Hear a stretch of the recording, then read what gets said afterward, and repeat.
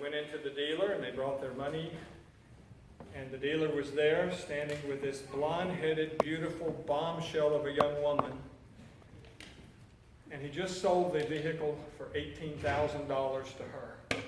And they said, now, what you told us yesterday that $21,000 was as low as you would go, and you said yesterday if we got our money together and brought it in that you would sell it to us. Now you've gone to sell it to her. And he just grinned, that car salesman, and he thought, he said, well, you know how it is. She came in here and she had the money in hand. And I mean, look at her. What red-blooded American, wouldn't do? What do you think I'm supposed to do about it? And he just giggled. And then the girl came over and handed the keys to Harry and said, Dad, I told you I could get that joker down to $18,000 if you'd let me.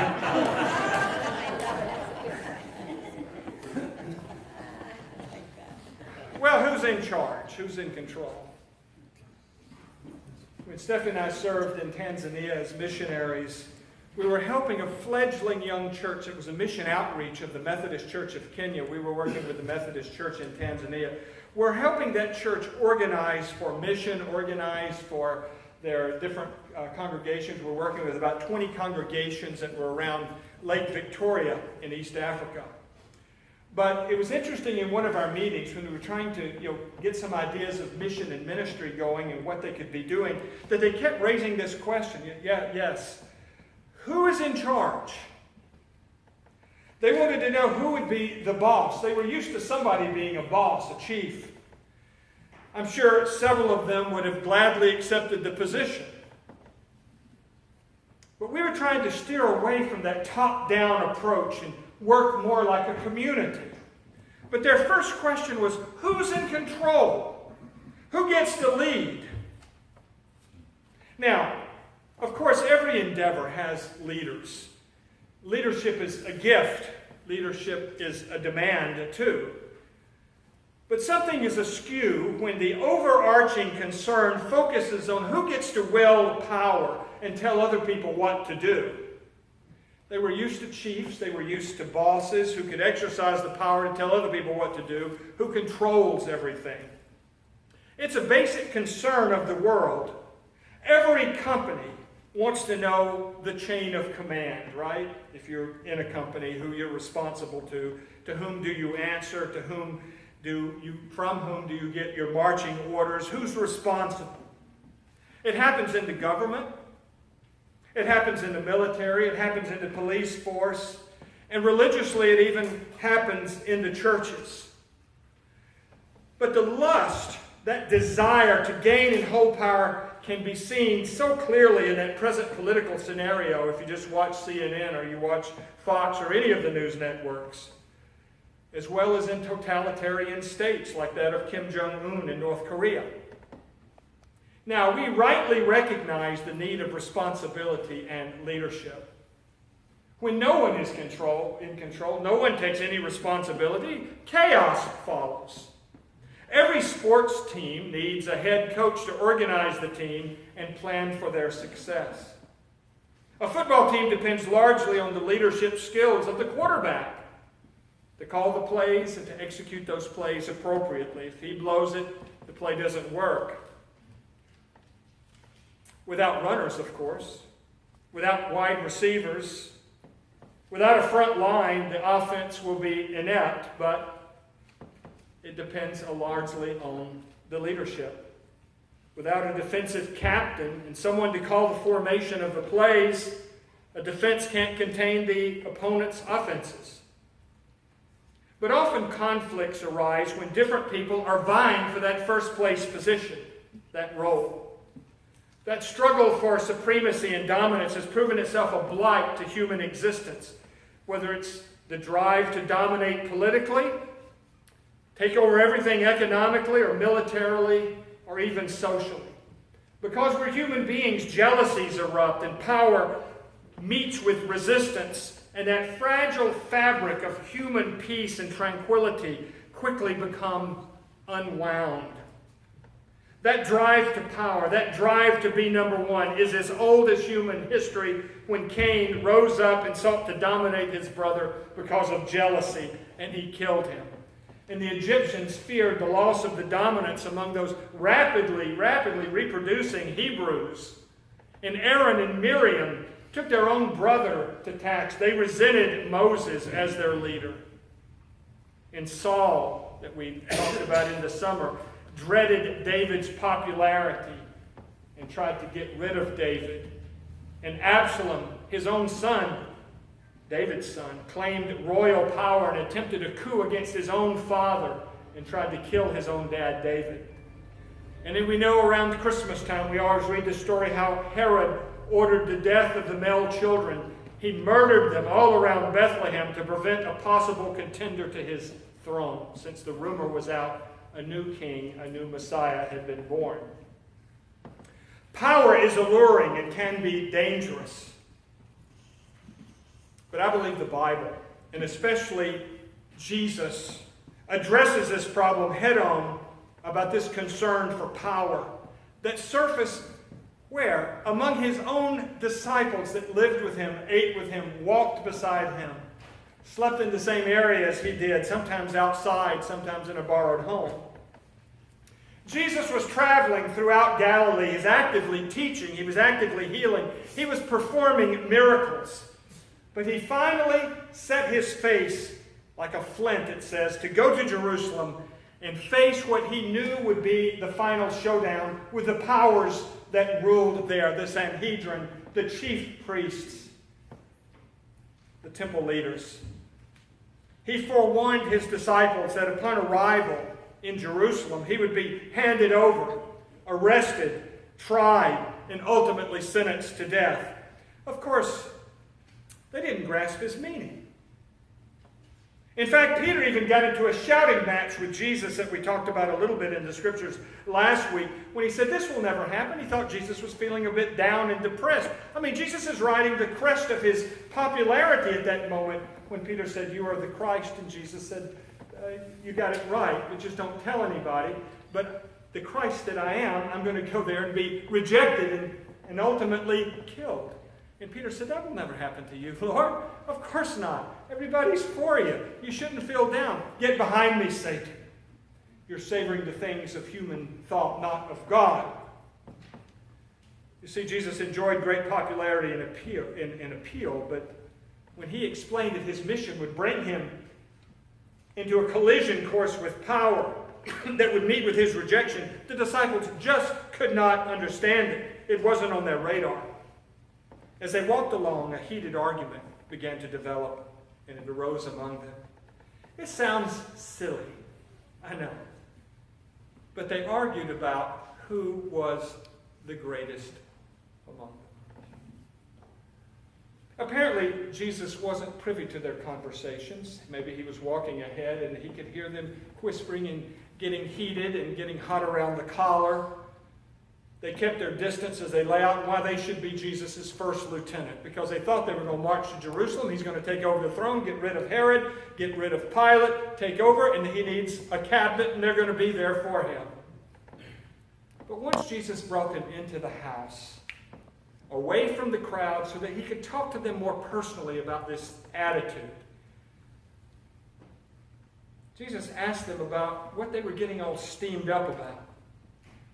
I wonder how their conversation went while they were on the road. I know Jesus will choose me because I was with him before you. I was here a whole year before you were here. No, Jesus will choose me because I was the first to confess him as the Messiah. If you remember just a week ago, I said he was the Messiah. Nobody else got it but me. Oh, shut up. I've had far more leadership skills than all of you guys put together. He will choose me. In fact, I'm the one who went on the mountain and I saw him transfigure right before me, so I think I'm pretty much the candidate. And so on and so on.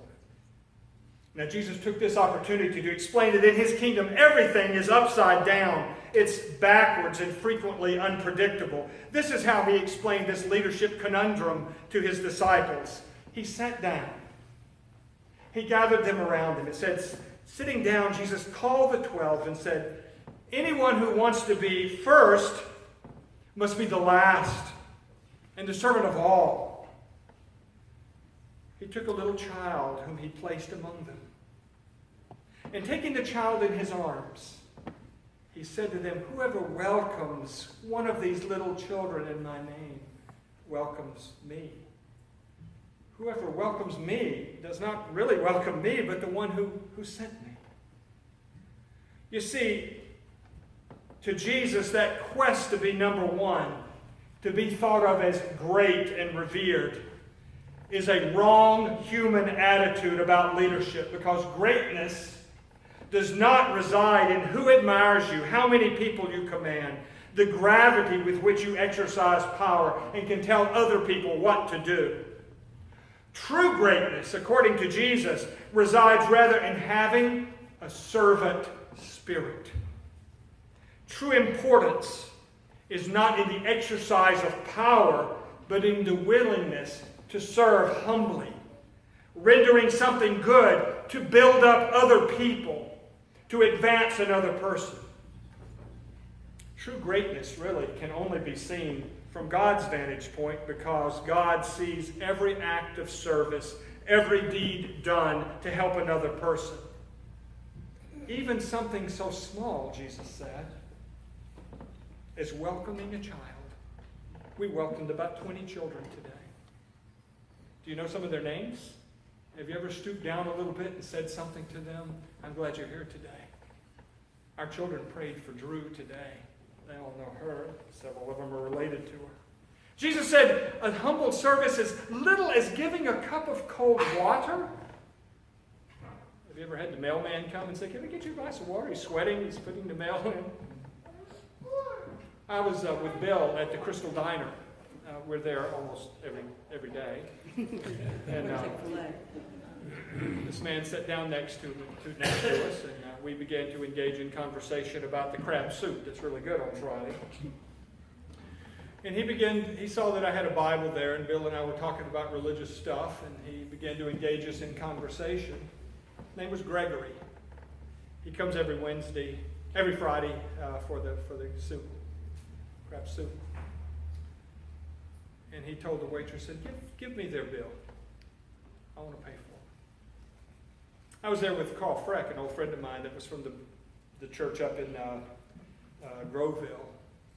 And we met there for breakfast one day, and he saw some fellow cops. He had been a Willingboro police officer.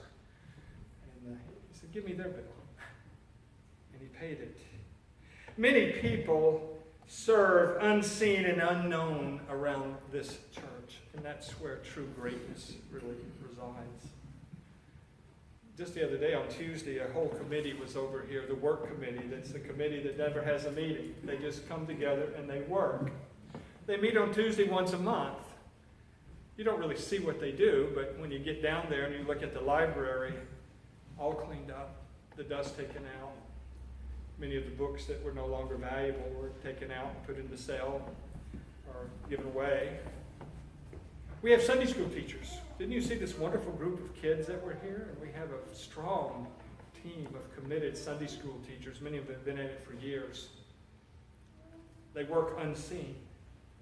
Every time that we have a church service, we go out to eat, we go and do fun things, but somebody goes down into the office and there's a team of people who have to count the money. That's service unseen. Somebody has to do it and take care of those things. And then Dawn, Nikolai, delivers flowers to the shut-ins, bring a little sunshine to people. Then we have people here called Eucharistic ministers, that every time that we have a Lord's Supper, we have them stand or come forward and we have a prayer. Why? Because they go out to a number of people who cannot come to church anymore. They used to come to church, but their health has broken, but they're not outside of our community. Just because of that, we take communion to them. That's to Charlie and to Joan, to John Bentley, to a number of people that are in nursing homes, to Peggy Tomer, and different ones. Every Thursday, there's a group of people that meet faithfully to go through the singing so that we can have an introit and a song that we have as an anthem to try to inspire you. I think about all those people who worked in the yard sale. Don't forget that the yard sale is still going on down there right after service today. That was setting up, cleaning up, putting things, pricing things, standing at tables, selling things yesterday to give something to the church. every Sunday when we stand up and we greet and meet people, children go out, and there's Holly and her two granddaughters that take care of Marissa and Shannon, that work with our children to give you parents a little break from them sometimes so that they can be in a place that they're safe and they can play and learn something, and you can be in a more adult service here. True greatness doesn't reside in the exercise of power and who's number one. True greatness resides in where people are practicing humble service. Putting up bulletin boards to make the building more attractive and appeal to the eye. Playing music so that we all are enhanced. We could sing a cappella. And I could come and sing a solo every Sunday. And we would drain the place, right? What is God trying to say to us through this story today? Our church is a place to cultivate a culture of humble service. Because God has called us by the Holy Spirit in the ministry of Jesus, his death and resurrection, and coming among us in the Holy Spirit, to be a people, peculiar people, it says in the King James Bible, who are zealous for doing good things. We're nurtured to care for people in meaningful ways. Jesus said in welcoming and caring for just a child, that's a noteworthy act and demonstrates an attitude towards none other than him. Who welcomes his child is welcoming me. Sometimes we get burned, I know it. Sometimes our work isn't appreciated, I get it. Often we do something without any visible results. I understand that. But what can we do about this? What would life look like if we dedicate ourselves to humble service? That we see every encounter, even every child, as potentially meeting Jesus. And in meeting Jesus, he said, you actually meet God. How would our lives be more rich and fulfilling and blessed as we pour out our lives in acts of humble service? Well, we don't need to try to calculate the greatness. Leave all of the calculations to God, who rewards every act of kindness. Even if you give a cup of cold water in my name, you will never lose your reward. Leave all of that to God. We can offer a meal to somebody in need. We can give a drink to a stranger. We can offer a kind word to somebody. We can pick somebody up and take them somewhere that they need to go. These are the kinds of things that Jesus' leaders will do. There's a little poem that goes like this. It's only 3 lines. Only one life will soon be past. Only what is done for Christ will last. This week, can you dedicate yourself to do one act of kindness to serve another person? Go out of your way and help somebody. Visit somebody. Call somebody. Send somebody a note. Let them know you love them. And keep Drew and Sue in your prayers.